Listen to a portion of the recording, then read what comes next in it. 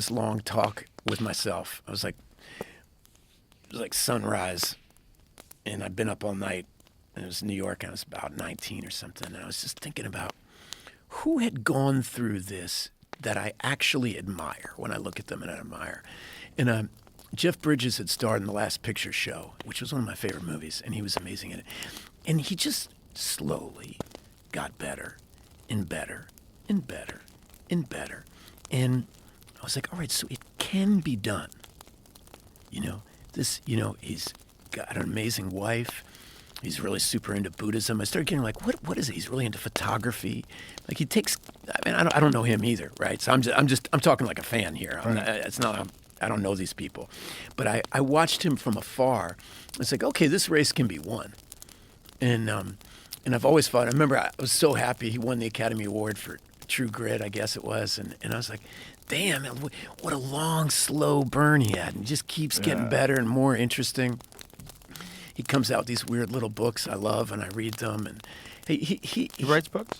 Yeah, he has this book with he has a mentor in Buddhism, and they kind of wrote a book together about the Tao of the Dude or something like that. But it's actually, I don't know if you've read the Tao of Willie. I love all these kind of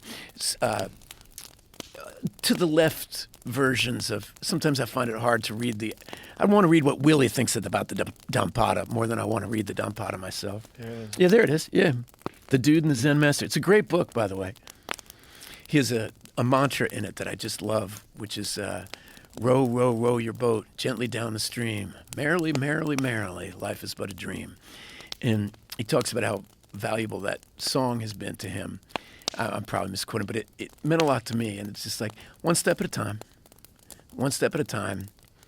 Keep a smile on your face. Don't forget it's all a dream. It's like, it's a great... Has varied interests, pursues them all with passion. Having mentors. Yes. It's like, how are you going to be a samurai if you don't know a samurai? Right. And you got to see the way they tie their shoes. You got to see the way they make dinner. You don't just got to see the fancy sword play. That stuff is hard earned. And so I'm not scared of that. You don't have to hero worship people. You don't have to turn them into deities. They're human beings. And I ran out and I said to him, hey, listen, you've given so much to this whole project, and I know that. But, this whole crew's working for free, right? And could I beg you, would you come in and sing one song for us, just for the crew, for me? Is there any way you do that? And he said, yeah, you got a guitar? And I said, I do. So he sat down, and he proceeded to tell this elaborate story that I'm sure he's told 1,000 times. But it was such a gift to the room. He sat and told a story about how he met Janis Joplin in the elevator of this very building. And she fucked me about 4 minutes later. And I played her this song.